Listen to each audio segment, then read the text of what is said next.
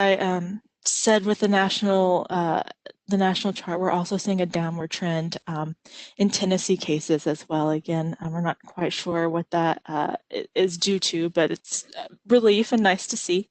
We're also seeing the total number of hospitalizations go down as well, which is also really great to see. Oops, I didn't mean to go that fast, but I think I was done with this slide. Just to note that deaths is a lagging indicator, so we'll see deaths be a little bit higher on the daily, and then it'll go down with cases. It's just a lagging indicator. All right, and so now to talk a little bit about the vaccination plan. If you've been on here with me before, you know we go through this each time, but it's always a really good reminder to go through it. Things change, and this is a great reminder to go check it out for that day, because chances are it may be different than what you saw last week. And so we do have a vaccination plan. It outlines how we get our, how we're going to do our allocation, distribution, administration of our vaccine. Our first one was completed in October. We've had a couple updates since then, the last one being, or the most recent one being last week. So on 122, that was our version 4. And so this is how you can find it. You can go to tn.gov/health. You can click on this little gold bar. And then you can go down to this nice icon. I like to point out that this icon, we've moved it up to make it easier for people to find. So it's now that first one, and you can click on that. You can get to the plan that way. All right, now we'll walk through our revised allocation phases. As I said, last week we did update our plan, and that also resulted in an update of our phases. So as we've talked about before, because we have such a small quantity of vaccine, we have to prioritize where the vaccine goes.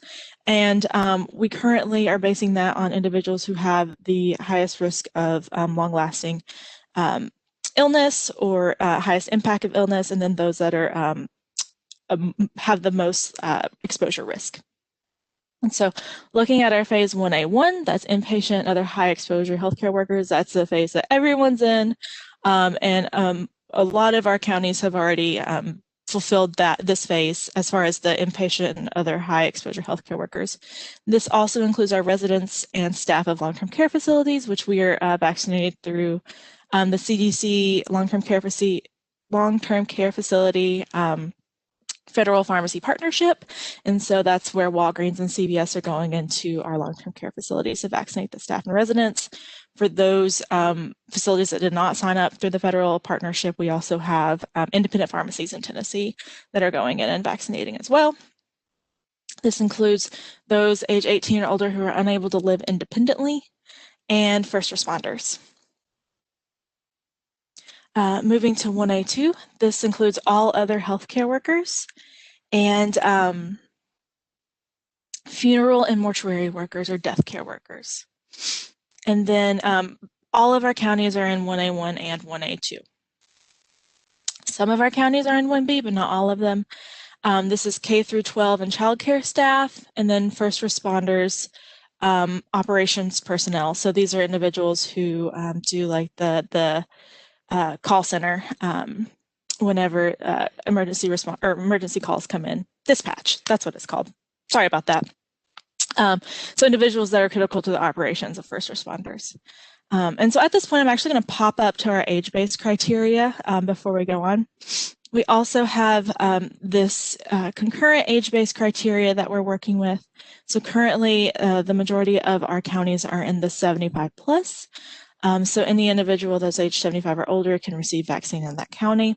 Quite a few of our counties have also moved on to 70 plus. And so the idea is once they go from have exhausted their 75 and older population, they'll then move to their 70 and older population. And again, as that goes on, we'll move on to 65 and older. So that's where we're at in some of our counties. And I wanted to pop up there because this right here is really, so that 75 and older, 70 and older, and then 1B and 1A1 through 1B is where some of our counties are, but at least all of our counties are in this 1A1, 1A2, and 75 and older population. All right, so going forward, we have phase 1C, which is persons with high-risk comorbidities. And then this is new to this plan, it's caregivers of children with high-risk comorbidities as well. So children who cannot receive the vaccine, their caregivers are able to receive the vaccine in 1C. We then move on to critical infrastructure in 2A and 2B. And then in phase 3 is congregate living, grocery workers, corrections residents. And so if you don't fall in any of these categories, you'll then be based on your age-based criteria. And like I said, all of this can be found in the plan online. All right.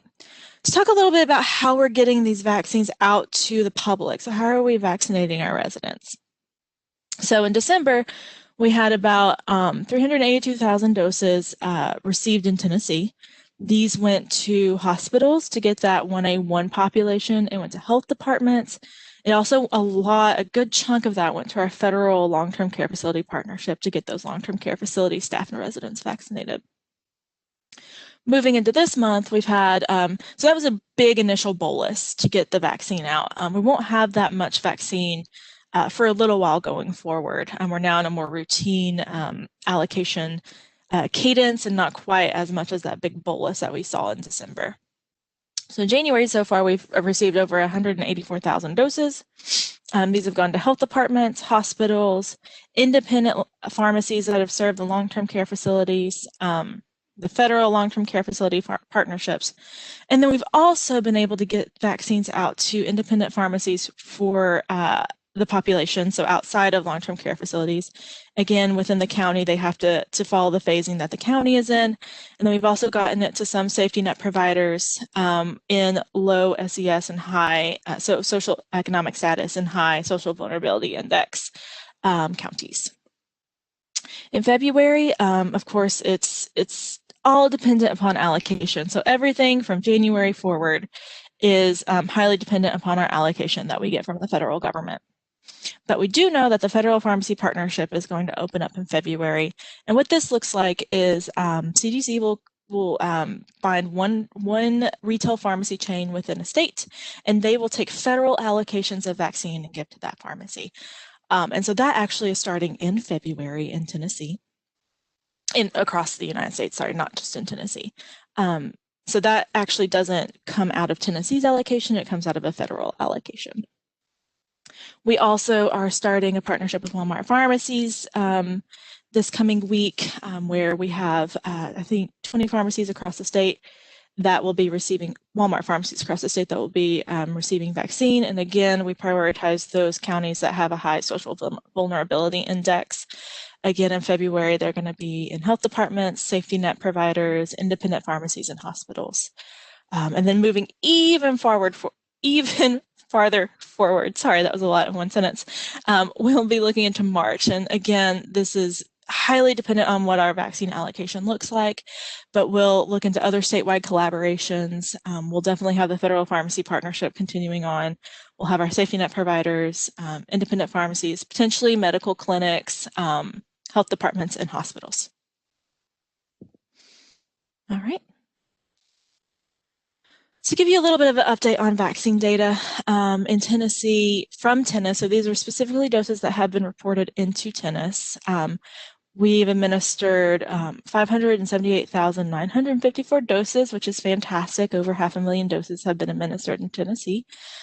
We do know that that administration data is underreported because not all providers are reporting as requested. And so we do have 24 hours ideally, but up to 72 hours for providers to report in. For the 71 and older population, we have 41% of our doses administered there in that population specifically. And then of all of our doses administered, 52% have been given to individuals aged 60 years and older.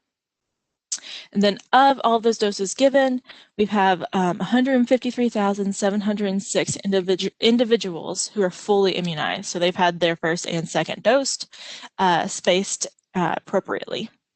So that's really exciting to see. And then looking at our administration data versus our inventory, we've administered 71% of our doses that we have in inventory. So what has been delivered within the state. All right. This is a really neat website that the New York Times put out, I think last week. So this shows, it's a vaccine tracker. So it looks at all the vaccines actually globally that are in clinical trials or have gone through their clinical trials or in population being utilized. And so this is really neat.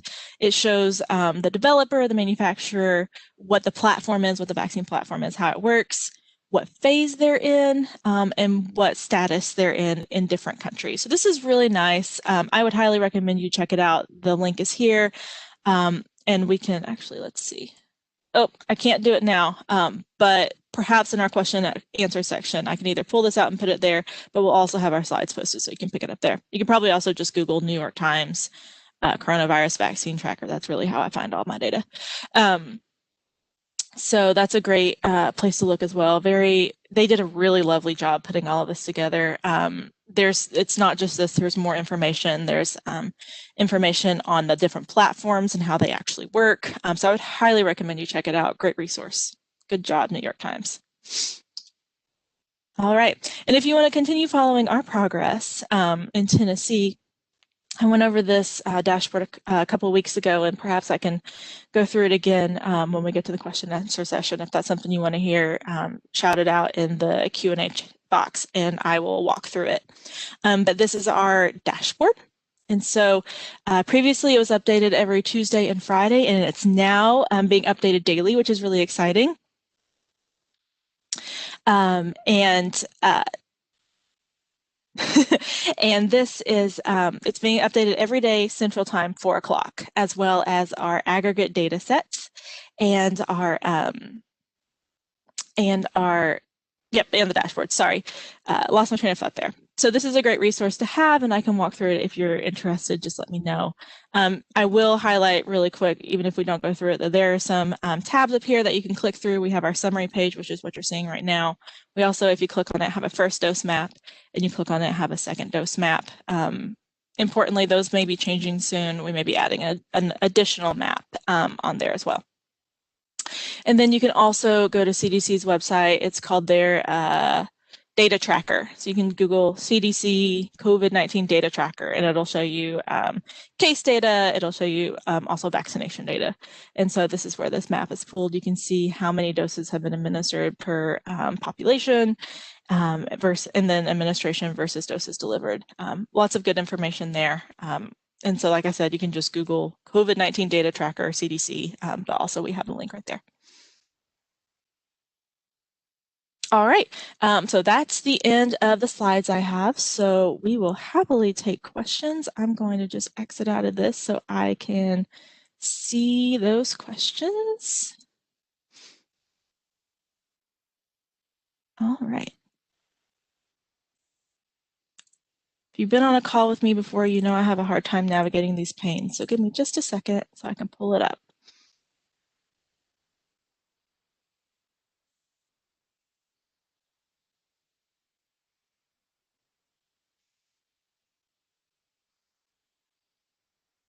Cassie, this is Sean Keiss. Hey, Sean.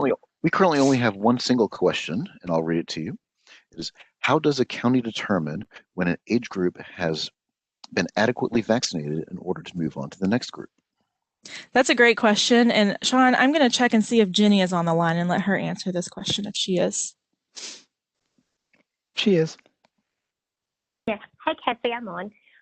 Basically, a county is going to look at their wait list first to see if they have a wait list for patients 75 and older that they're not able to get to. And once they've exhausted the wait list and they've done outreach in the county to churches, senior citizen groups, any other group where they might be able to find that population and they don't have a need for vaccination, then that's when they'll decide to move on to the next phase. Great. Thanks, Jenny. We have a question in here, and it's specifically about the testing rate correlate with the recent decrease in confirmed cases of COVID. I will admit that I have been mostly focused on the vaccine response efforts and a little bit less on the epi efforts, but as far as I'm aware, we still have a high testing rate. And Jenny, do you have any knowledge about that as well? Yeah, I don't have the numbers in front of me, Cassie. I think we're pretty much in line with the rest of the country, though, as far as the decrease. Great, thanks.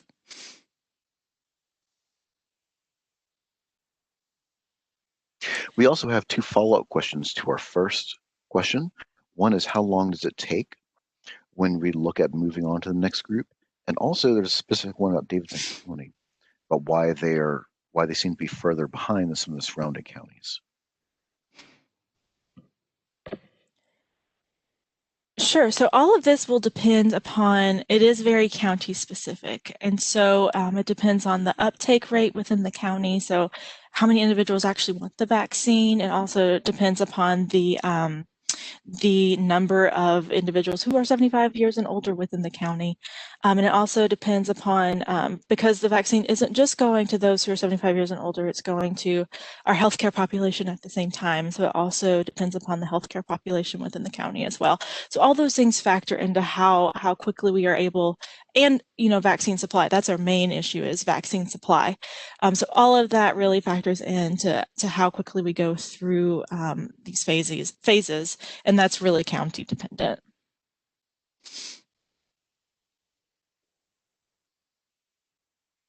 We do have a question about whether we recommend the vaccine for breastfeeding women and pregnant women. I'm not a clinician, so I'm not going to give a recommendation on that, but I do know CDC has information about that on their website, and ACOG just came out with a statement this week regarding breastfeeding and pregnant women, so I would check that out.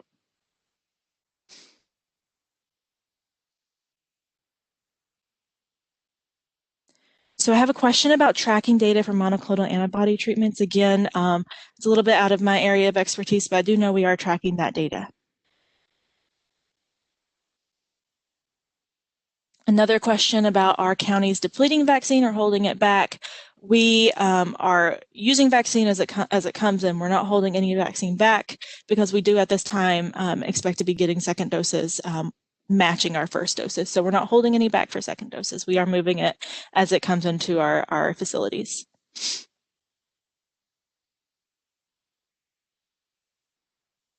Great question, asking about CDC updating their quarantine guidance for those who have received 2 doses of vaccine.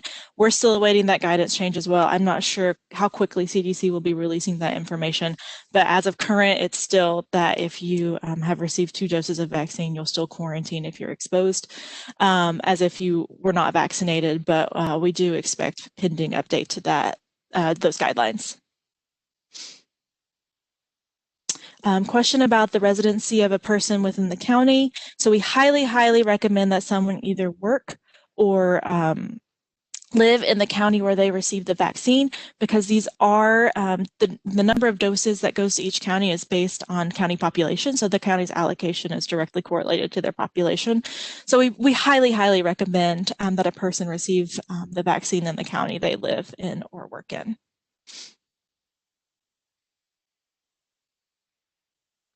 So we do have a question about declinations to vaccine. Are we tracking those who were offered the vaccine and did not receive it? And no, at the state level, we're not doing that at this time.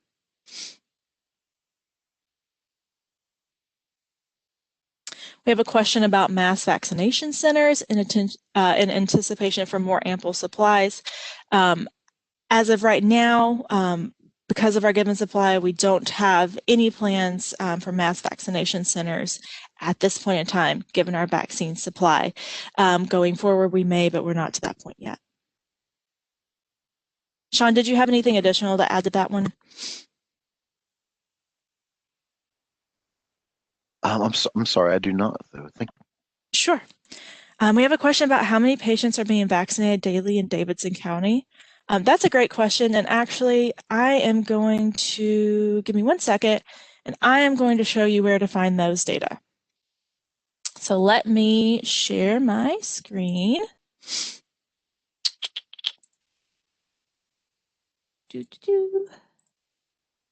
All right, you should see this really beautiful background. So tn.gov/health. You go to this little gold bar at the top. You can click here for vaccine information. So this is where our dashboard is. Now this isn't county specific. I'm just showing you the general dashboard so far. So this is our dashboard. It's updated every day at 4 o'clock. It gives lots of great information. Like I said, we have a first dose map. Again, this is first dose only, so as individuals receive their second dose, they'll fall off of this map and be added to this map. And this is percentage of population within the county that has received their first dose or second dose. And so this is just a little overview of how to get to and look at our dashboard. If you scroll down to the bottom, you can hover over these light blue bars, show how many doses public health has given in a day, on a given day. And then if you go down to these darker ones, these are other providers. So this is anyone who is not public health. And then you can look at our doses delivered first within public health by vaccine type, and then with other providers, and then of course those that have been allocated to our long-term care facility pharmacy partners. So that's just a quick little overview of our dashboard. But if we go back to this gold bar and we go click here, so we're going to look at more data, and then we go to this downloadable data sets. We can find our downloadable data sets here. And so if you go to this vaccine county summary, that'll tell you the number of increases per county in a day. It'll also tell you the aggregate totals as well. New, as of the end of last week, we also have a breakdown of vaccine recipients by county, and so the demographics as well. So it's really good information to have. Important to know if a field is blank, that means it has less than 10, and we've suppressed that data. And then if you have any questions about the data sets, what the data mean, you can look at this data dictionary, and that'll give you a little more information. So that's just a walkthrough of our dashboard and where you can find that information on our website. All right, let me stop sharing and get back to the Q&A session. Hey, Cassie, this is Sean again. Yeah, hey, Sean. Let me come back to this. So the question about mass vaccination sites on this. So we currently do not have any actual plans to do any extremely large vaccination sites currently. Right now, all the vaccination sites that we have and are run by the state are based upon the capacity that they have for vaccine. So as we receive more vaccine, we have the ability to scale up or to scale down vaccination sites as needed. The intended site, the state is not the intended. It's not. I'm sorry. The state is not intending to be the sole provider of vaccine for the duration of vaccine being provided. At this time, while it is such a small amount that we're being allocated by the federal government, we're having to be the sole, the majority provider for vaccine to citizens right now. But as more vaccine comes in, we're going to increase our pods, but we're also going to increase the locations where we can begin to allocate outside of the Department of Health. As Cassie pointed out earlier, we're starting to see small pharmacies and independent pharmacies, along with larger ones like Walmart, coming on board.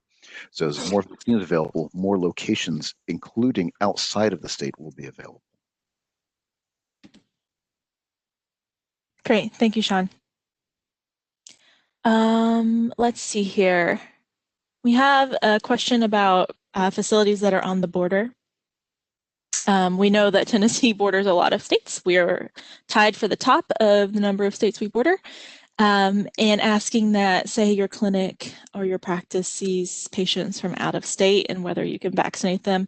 We do know that Tennesseans go to other states to receive vaccine, and we will also vaccinate individuals from other states. This is a federal resource, and at the end of the day, we're getting people vaccinated.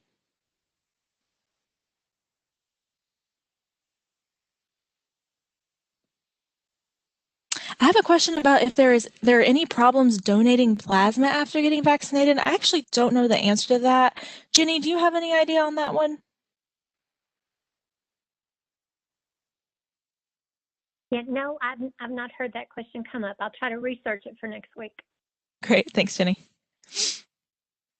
Question again about how frequently the data sets are updated, and that's daily now at 4 o'clock.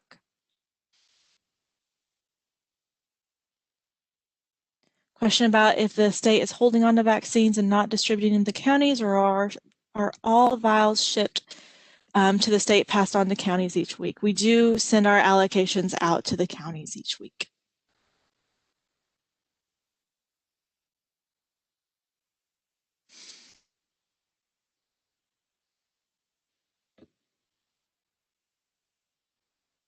All right. Let's see.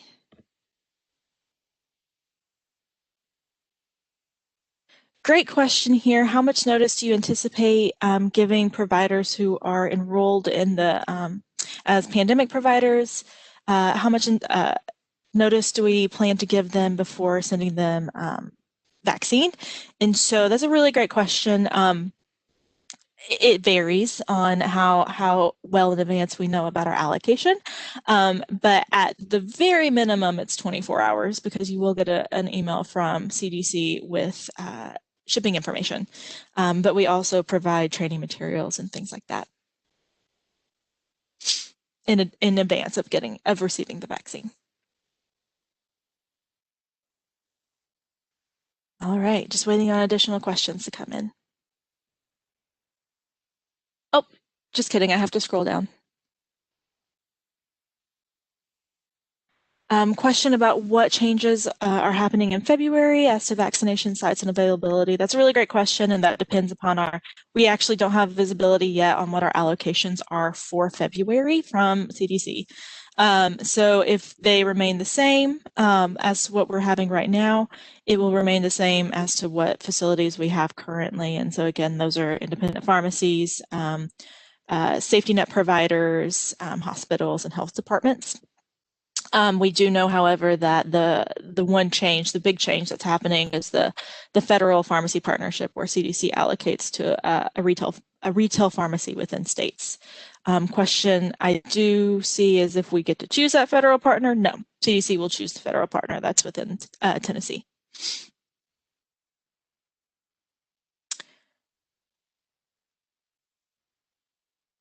We do have a question about if individuals being vaccinated out of county, so in a county that isn't theirs of residence, if that impacts allocations, and at that time it does not impact the allocation to the county. Because we also know that it's a bidirectional thing. So as individuals are coming into a county to get vaccinated, others are going out of county to get vaccinated as well. So it is bidirectional. Question about individuals with comorbidities in phase 1C and whether they'll need a letter for a provider. No, at this time, they will not need a letter from a provider if they go to a health department to receive vaccine.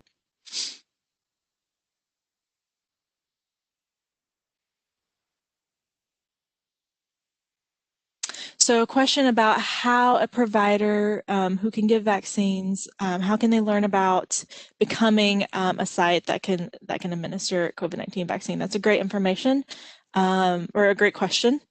So let me do this again.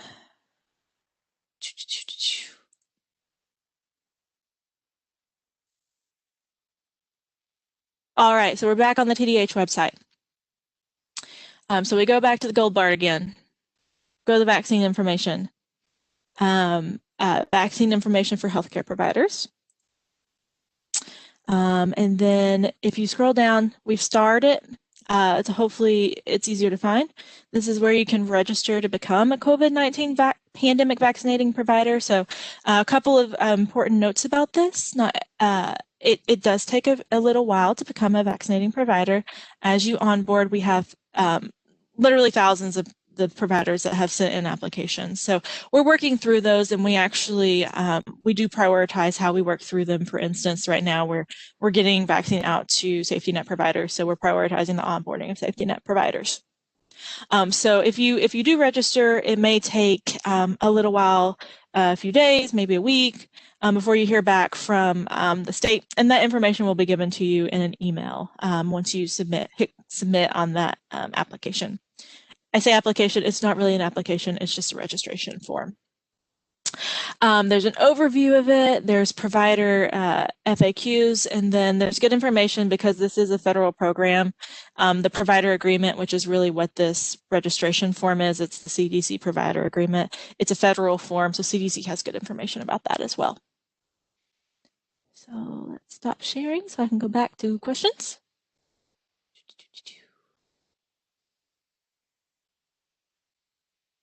Ooh, I'm going to rely on Jenny on this one. I think the answer is no, but the question is, can the vaccine be given in the hip? No, not in the hip. Thanks.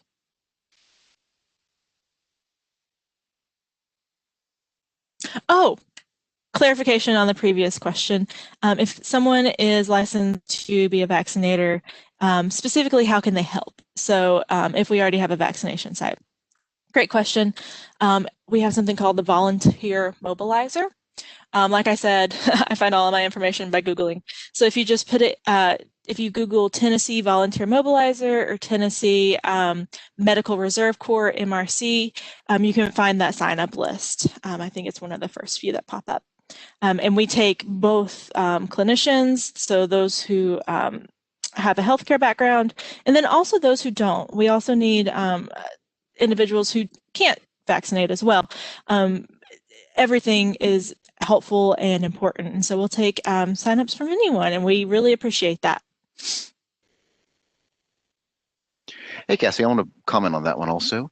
So we need people, yes, so signing up through Volunteer Mobilizer is important because it allows us to know who we can access into our pool of volunteers, and going through this system also helps with liability coverage on this. So if you are at one of our sites, you fall under our umbrella, and if you don't go through Volunteer Mobilizer, we don't know to contact you. So it's very important that if you do wish to help, that you go through that system. So thank you.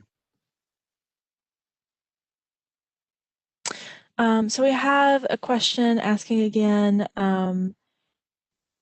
about the transition between 75 and up to 70 and up to 65 and up. Again, that's based on the counties, and that's based on when we feel comfortable that we've administered doses to everyone who would like to receive, or a majority of people who would like to receive the doses within that population. And so it'll be county-based.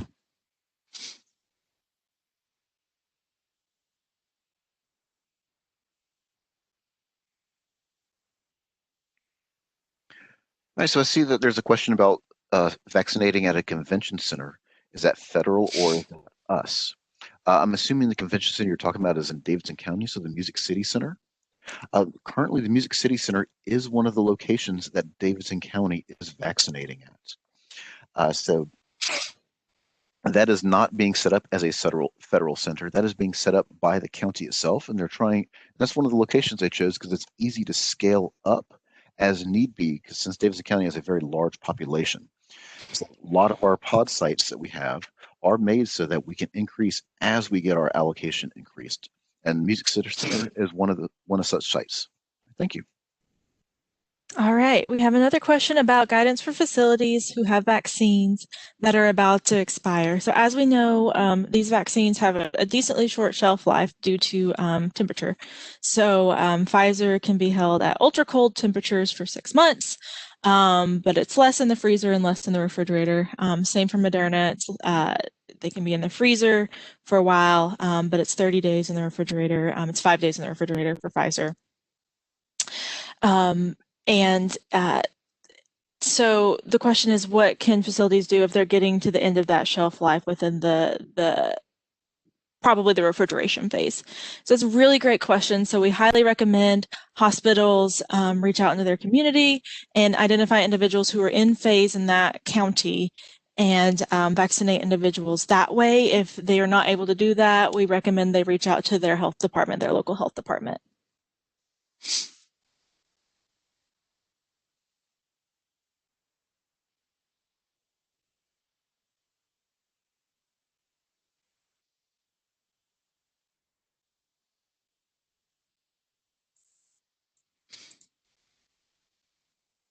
All right, we have one more question. Jenny, I'm going to send this one to you. It's, is there an alternative to a deltoid when administering to patients who are surgically contraindicated from receiving injections or are amputees? Yeah, that really is a great question, because we definitely don't want to deny, this vaccine to someone just because they can't get it in the deltoid. So we'd use the vastus lateralis or the anterior lateral thigh as an alternate site. Great, thank you, Jenny. All right, that looks like that's the last question so far. So feel free to send in more if you have them. We'll hang out for a little bit just to see if more come in.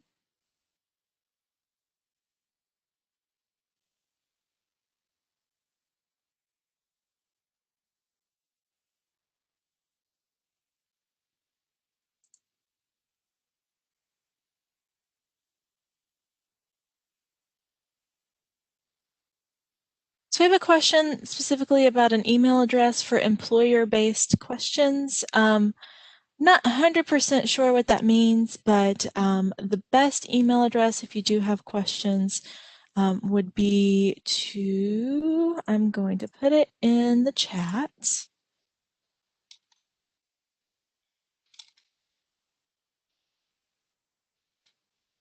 All right, it's in the chat box for you there.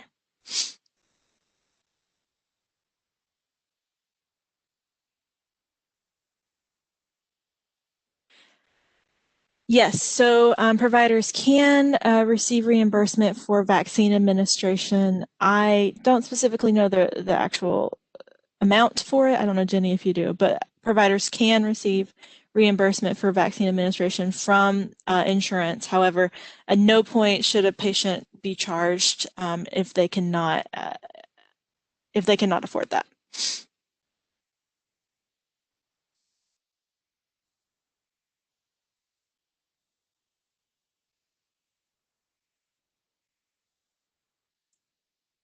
I have a question about the Novavax vaccine being available soon. I think the next one on deck is Johnson & Johnson. And I'm not quite sure how soon Novavax is looking to be finishing up their trials. Sean, do you have any idea on that one? I do not. I preferred not to give advice on some of that, only because I want to make sure people remember that Tennessee Department of Health is not we're not the oversight for a lot of drugs, and so we're really dependent on the federal government on this. So we can give our opinion on when we think things are going to come out, but a lot of it is based upon the same information that most people can get themselves on this. So as we see things, we're looking in the news and we see things come up from Johnson & Johnson as a particular, possibly coming up next month. But we are still dependent on the same thing and dependent upon the FDA giving us that same information. Thanks, Sean. Yes, ma'am.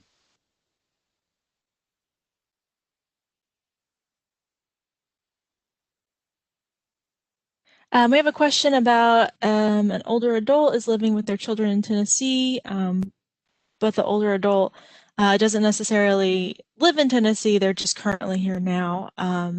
If they're in the state for any given amount of time, we definitely, if they fall into our phasing, we definitely don't want them to be exposed. If they can definitely go get the vaccine or sign up on the waiting list to get the vaccine.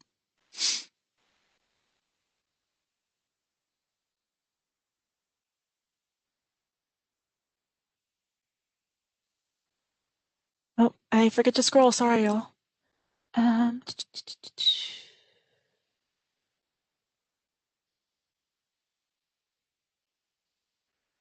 right, Jenny, I'm going to punt this one to you. A question about a contraindication for vaccinating an individual who currently has herpes zoster, so shingles.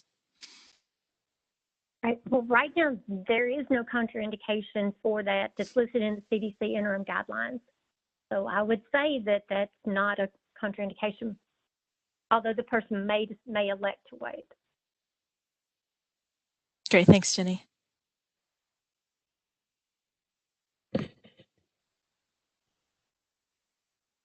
So a question about the clinical trials. So Pfizer did start clinical trials in children that are age 12. And how long those trials usually take for pediatrics. I am not quite sure where they are in that process. I do know Pfizer did start that, I think in November or December. I think November.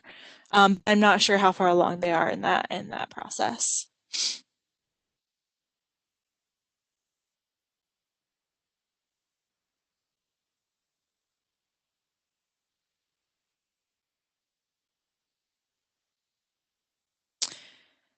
So a question, if family members of individuals who are 75 and older be vaccinated sooner than the individual age or risk-based categories, the answer to that is no. No, they're still required to be their individual age or risk-based categories, and that's so we can take that vaccine and put it into the older population to really protect them.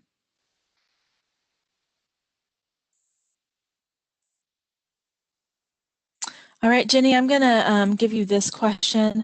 How can a student who has arrived to Tennessee for university, so they're coming back after winter break, and they received 1 dose of Pfizer while they were at home, how can they find out where in Tennessee to get their 2nd dose? Yeah, this is actually something we've run into several times over the last week or two. And so they can call their local health department to see if they are given Pfizer or Moderna, let them know that they've had 1 dose. Or if they're in the Middle Tennessee area, if you want to give them my email address, I can coordinate that. I can put it in the chat. Yeah, actually, if the person who sent that question over, if you can just in the Q&A send your email, we can reach out.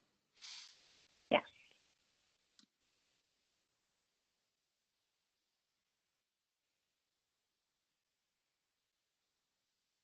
I have a question about if the state compensates providers who are administering vaccine. The state does not give any compensation for administering vaccine.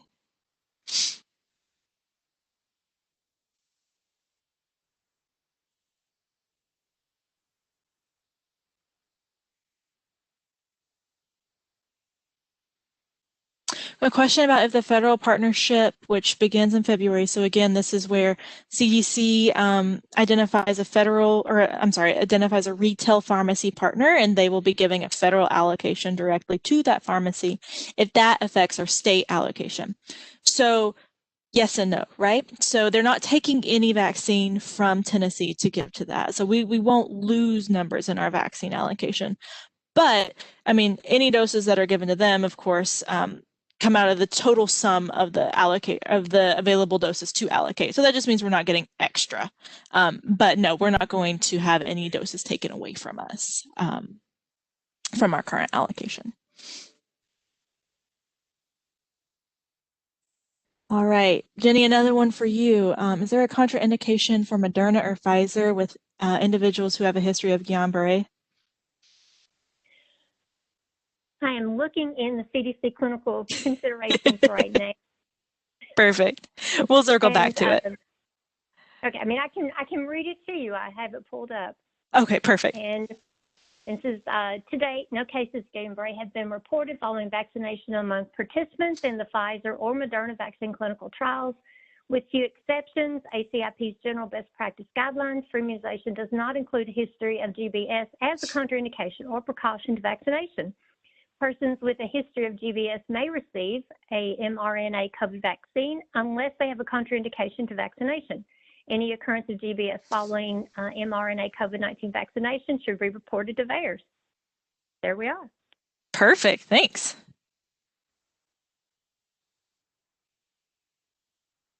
So a question about, will TDH publish a list of partnership pharmacies which will be administering vaccine beginning in February? Yes, there was a media release that went out yesterday. And so I believe if you go and Google, I told you I just Google everything. That's how I don't know websites, I just Google and find the website. If you Google TDH Media Newsroom, you can find that media release, and that has a list there. And I believe, I don't know if it's up on our website yet, but it will also be going up on our website at some point.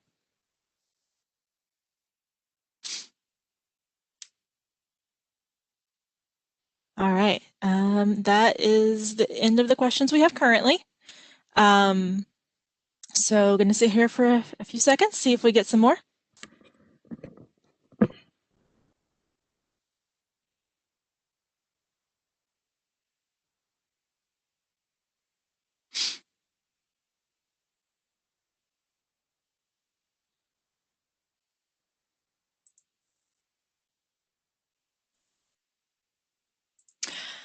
So we have a question about, in Davidson County, for an 80-year-old on the waiting list, is the Metro Public Health Department the only place they can get vaccine? I would recommend looking at that list of pharmacy partners that we just spoke about, and seeing if there's one in Davidson County that you can hop on over to.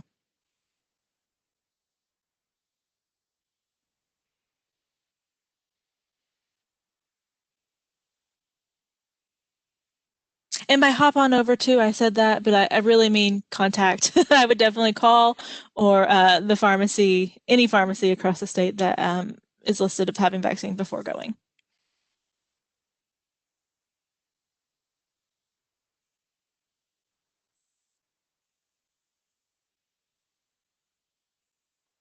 Great question. So will the federal allocation, so our federal pharmacy partners, will they follow the age of vaccination phases? So this is a federal allocation. Are they going to play by Tennessee's phasing?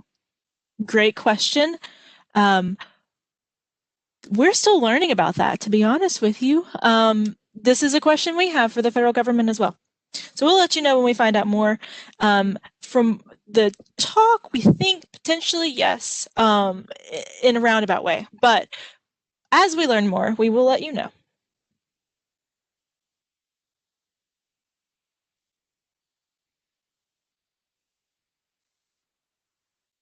I have a question about will COVID-19 vaccine become a required vaccination for school in the future? That is a great question that I do not have an answer to right now. I think as we learn more about the vaccine, as we learn more about the virus, the seasonality, how long the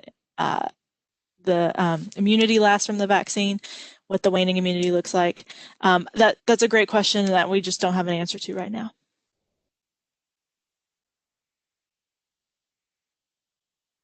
A question about if all health departments are supposed to have a waiting list, specifically asking about the Knox County Metro Health Department. So all of our 89 rural county health departments that fall under the TDH umbrella do have a waiting list. We have 6 metros that are independent of TDH, and Knox County is one of them. Jenny, do you know specifically if they have a waiting list or not? Yeah, no, I'm sorry, I don't know about Knox County. Okay. So yes, for the 89 counties that fall under Tennessee's umbrella, I do know that I believe Nashville-Davidson has one as well. But outside of that, in our metros, we don't necessarily have oversight on that.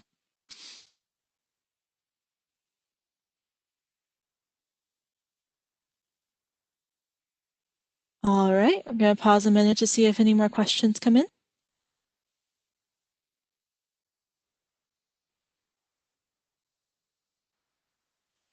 Hey, Cassie, this is Sean. I'm going to put the link to Knox County's wait list onto the chat board. Peter already beat you to it.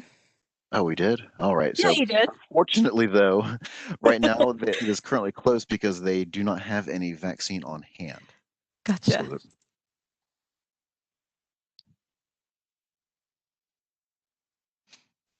and we do have confirmation that Davidson County does also have a wait list.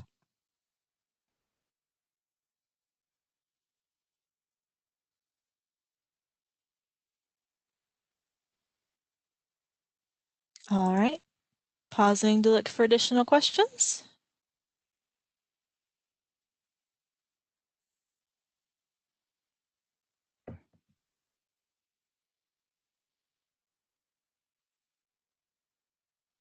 Is there a certain day of the week the state gets allocations? That's a great question. So we learn about how much we are going to receive for the next week on Thursdays. And then doses are delivered multiple days a week. I said that right the first time. Not going to clear that up. Yes, vaccines are actually arrive on site multiple days a week, but we learn what our allocation is for the next week on Thursdays.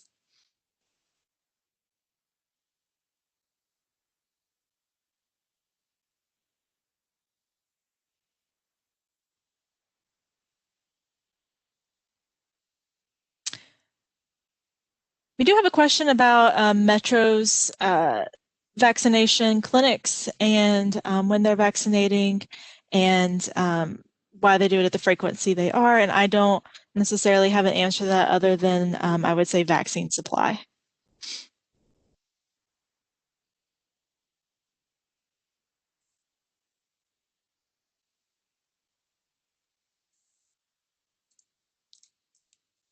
We have a question about when do counties find out how much they will be getting for their allocation. It's a great question, and that varies. Again, we find out what the allocation is on Thursday, so that means we actually have to go through the allocation process, and so that varies week to week.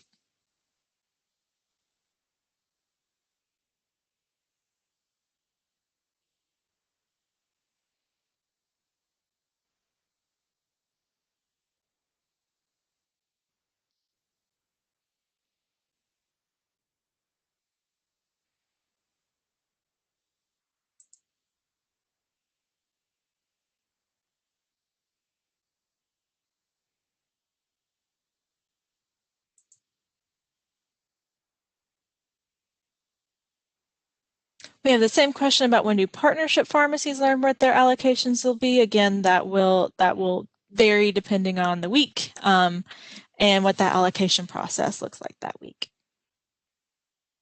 Generally, it will be earlier in the week because we do get those vaccines out during the week.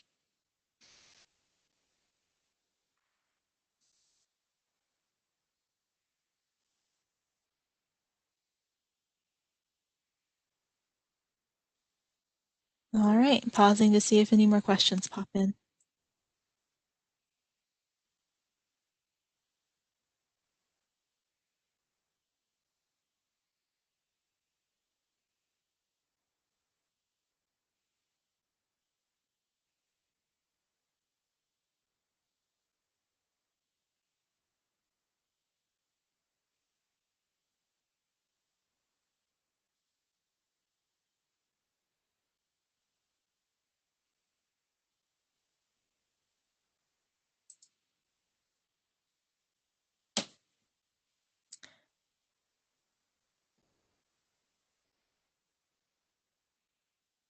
So I have a question about what phase do nursing students in college fall under?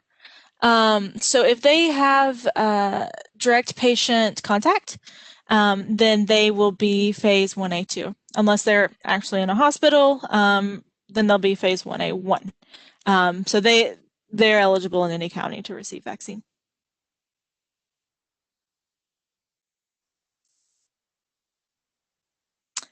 So we do have a question about the federal pharmacy partnership, and this I think is specific to the long-term care facility partnership. And so our long-term care facility federal partnership are going into facilities, and they have identified facilities where the primary population is 65 and older. So they may have some facilities that aren't necessarily skilled nursing facilities, but they serve a population that are age 65 and older.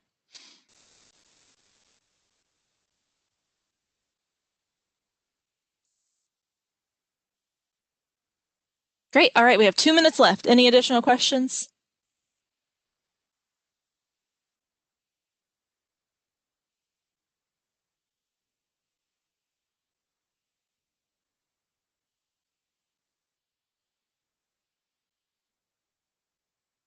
Great question. Will other partner pharmacies be added, or is this current list finite? Nope. Other facilities will be added as our allocation increases.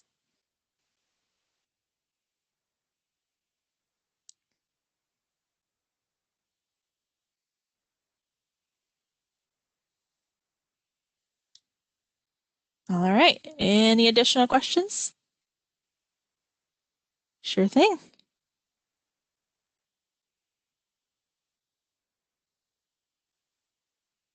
Give it just a couple more seconds since we're at 12:59.